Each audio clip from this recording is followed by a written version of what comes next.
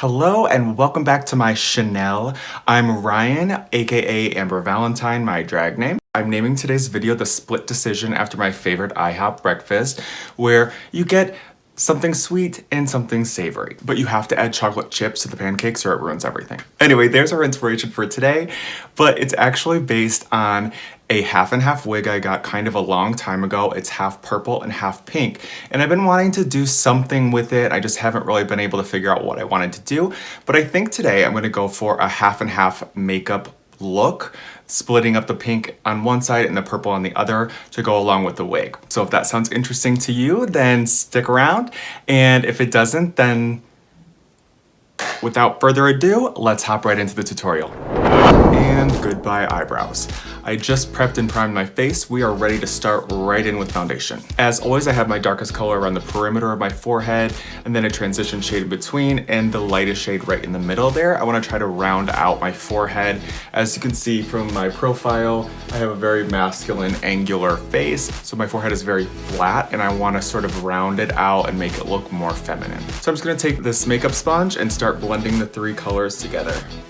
What you really are going for here is the most perfect gradient you can get to really create that fake dimension on your forehead. And once you have that looking pretty much how you want it, you're just gonna go right in and set the whole thing with some translucent powder. And just because the powder says translucent doesn't actually mean that it's completely clear. So you can see how it does lighten everything up a little bit. So to bring some of that saturation and darkness back in, I'm just gonna go in with a darker powder on this big fluffy brush and start to push back in those contours and add some more shadow.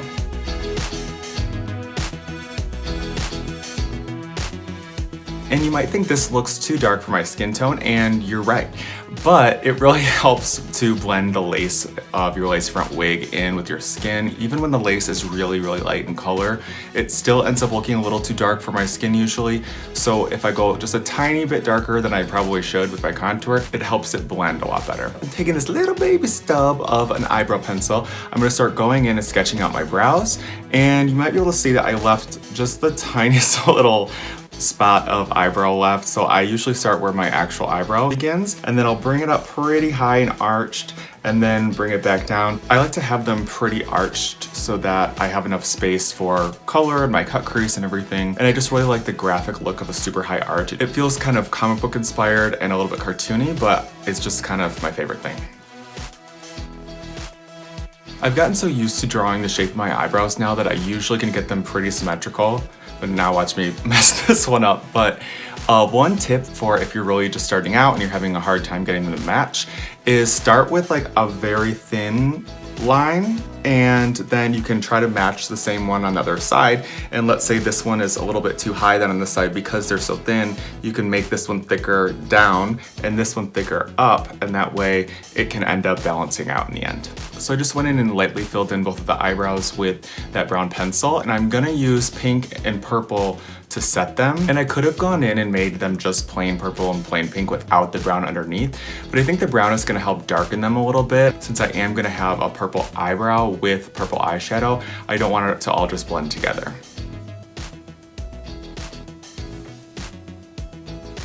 All right, now that I have that filled in with purple, I'm just gonna go in with this small angled brush, and I'm just gonna clean up that top edge just to make sure it's really sharp. And now I'm gonna do the exact same thing on the other eyebrow, but with pink instead of purple. I'm gonna go in with this white cream stick on this tiny little brush and clean up any mistakes I have and get a sharp edge underneath.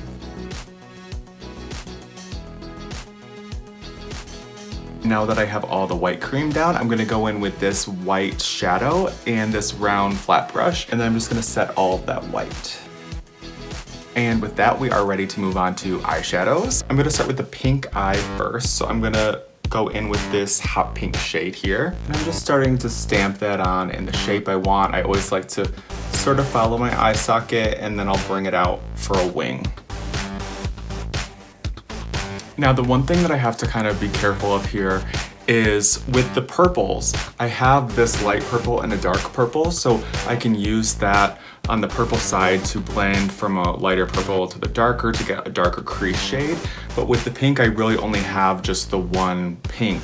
So what I'm gonna do is start blending this out now. I normally would probably bring it up a little bit higher and then blend it up, but I'm gonna try to mix the pink into the white so that sort of creates a new shade of like a baby pink, and that way I'll get that same ombre effect that I will on this side with the two different purple colors.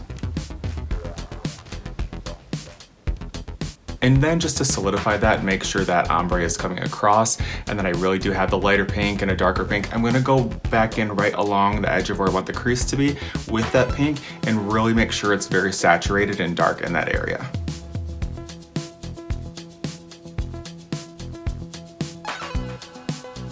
And I am blending that out now, because I don't want it to have a harsh line, but I'm just being really careful and blending gently to make sure that those still kind of appear to be separate shades, even though it really is just one. And now we can go do the exact same thing on the purple side. And now I'm gonna go in with this darker purple shade to just define the crease area and try to create a little bit more dimension. All right, so now I'm just going in with this white cream stick again and this tiny brush, and I'm pretty much just trying to follow my actual crease just a lot higher up.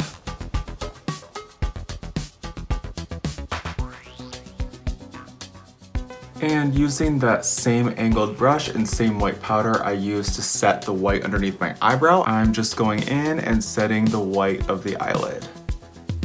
And you can also see how a little bit of that color on both the pink and purple is bleeding through that white a little bit. If I really wanted to get rid of that, I could just add more white to make it a little bit thicker and it would block that out. But I kind of like the look of it. It kind of looks purposeful, like it's just supposed to be like a lighter shade of the same color. So I'm gonna leave it. And with that, I can draw on my wing with my eyeliner pen. Now, use that to transfer and figure out where I'm gonna put my eyeliner on the top as well. And then I'm just connecting that up from the inner corner up to that line. And then out here, I'm just gonna go from this outside point and drag it all the way across. And then I'm gonna start at this outer corner here.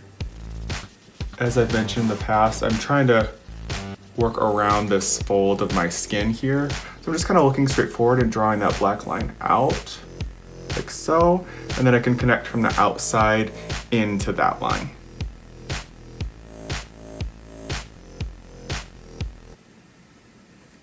Ugh, there's like a gnat or something in here.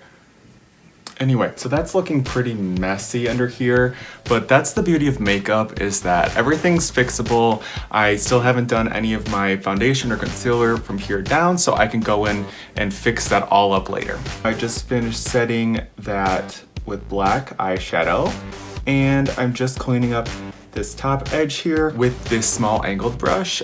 Okay, sorry, I thought my camera was recording and it wasn't, but all I did was I went and washed off my face underneath my eyes where there was a lot of black fallout. I looked crazy like a raccoon washing it off. And I added some color correction here to block out my beard. And now I'm going in with this super light concealer in my highlight areas. And this is also the point that I mentioned before where I can go in with sort of this makeup angled brush and use that concealer to fix that wing. Then I'm gonna go in with my regular foundation color and just add that right onto the skin. And using this makeup sponge, I'm just gonna start dabbing around and blending out my highlight areas and then work my way down to the bottom part of my face.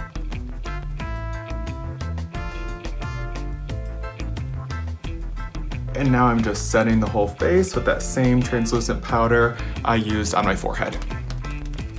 Now onto what might be my favorite part of makeup, which is contouring.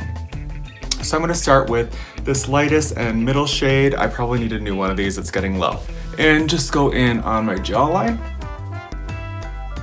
Now with this smaller angled brush and these two darker colors, I am going to get more precision underneath my jaw. And also blend that down onto the neck. I don't want to have any harsh lines. I want this to all blend out and just look like a shadow. And then going in with that same medium shade on that little brush, I'm just gonna start going in softly with my cheek contour. Start with the outside here because that's where I want it to be the darkest, and then I'll slowly start blending that in and creating the shape that I want. And then once I've created this sort of little messy gradient here from the darkest brown into lightest light, sort of fading out in the inside here, I will start these circular motions up and start blending it upward to create sort of a curved cheekbone here. And then once that's sort of blended out, I'm just gonna go back in with that medium brown shade, and just at the very bottom, I'm gonna come back in just to really carve out the bottom of that. And now that the cheeks are both contoured, I'm gonna go in with a nice pinky toned blush. And I always think that blush really helps to make the contour look more realistic. It just helps everything blend out together. And I also feel like blush is one thing where if it feels like you have just a little bit too much on, I feel like it ends up looking correct by the end because of all the other color that you put on your face. And also I think it kind of soaks into the skin or something in some sort of way. So I remember when I was first starting out, I would be like, ooh, like that looks so pink, it's so intense. But then I noticed that by the time I would actually leave the house, it would end up looking pretty good, so. The last thing that I need to contour is my nose. So I'm gonna go in with this soft kind of milk chocolatey brown. And I'm just gonna start doing 2 lines down the sides of the nose. And then I'm just gonna start blending that out to the outside so that there isn't that harsh line on the outside. Once that is all blended out, I'm going to go back in with this white powder and this round skinny brush. And I'm just gonna go down the bridge of the nose to highlight. Next up, I'm gonna come in with this white cream stick again and this little brush. I know what you're thinking, how many times can we come back to this? But I'm just gonna use this to create a little bit of a white line here under my eye and across a waterline.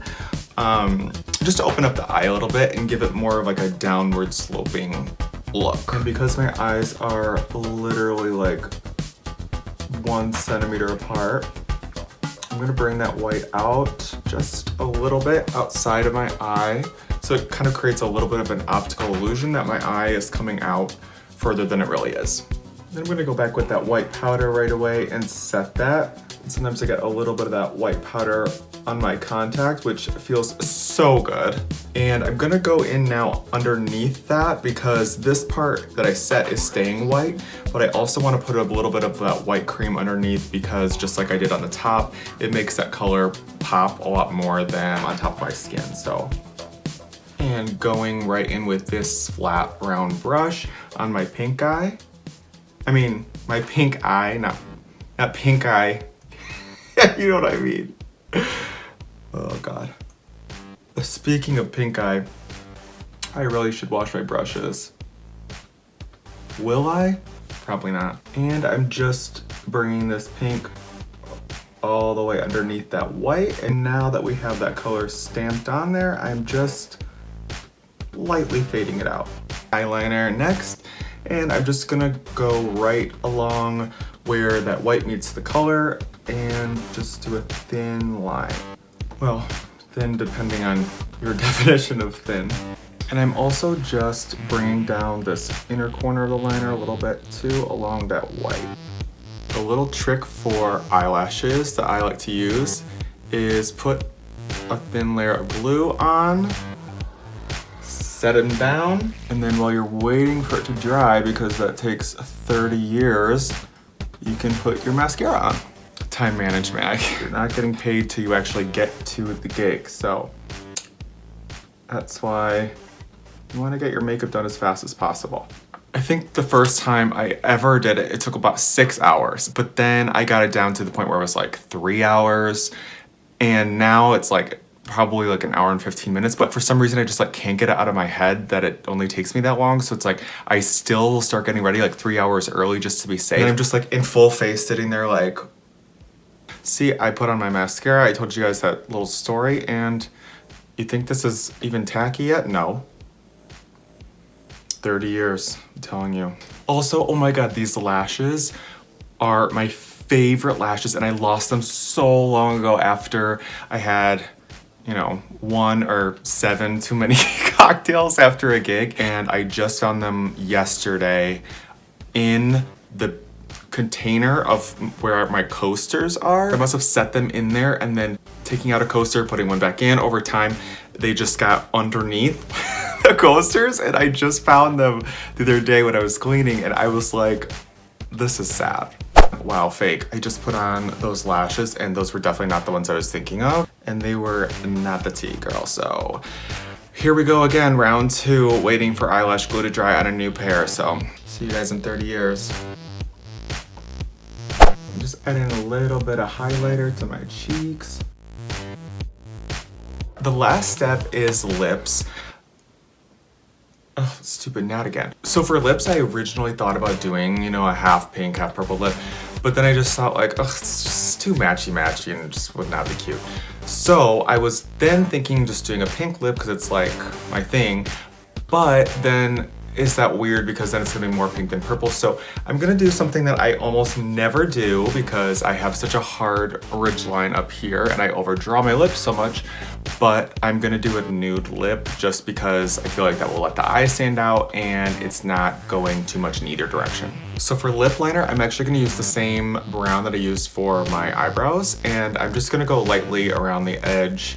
I don't want it to be too dark brown, but I just need a little bit of dark around the edge. So I like to follow my natural lip shape because I like the shape of my lip, but I just draw it, you know, much higher. All right, now that I have that lip shape down, I'm just gonna go in with a lip brush. Actually, this is a paintbrush that I use as a lip brush, but whatever works. All right, and then taking my nude liquid lipstick, I'm just filling in the lip. All right, and now with this sort of different shade of brown palette, wow, what a description. I'm gonna use this middle shade and possibly some other browns around here, but just to get the right shade of brown to contour around the edges to sort of make it look like it's all rounded out. And hopefully you can see how that sort of contours the lips. I am gonna do one more thing that I never do, and I'm gonna add a little bit of lip gloss, and just on the bottom lip only. If I get that shine on the top, it's definitely gonna pick up the light right on that ridge of my lip that I'm trying to hide. But if I put it just in the middle here on the bottom, I think it's just gonna help and, you know, touch the top lip a little bit, but not above my actual lip. But I think it'll just help marry those colors together a little bit.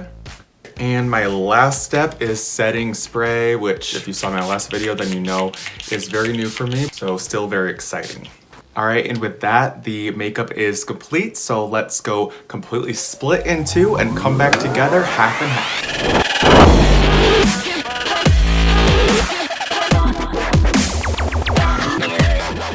Alright everyone, this is my final split decision look. If you enjoyed this video, please hit the like button and also click subscribe if you'd like to see more from me. Thank you so much for watching, and I'll see you soon.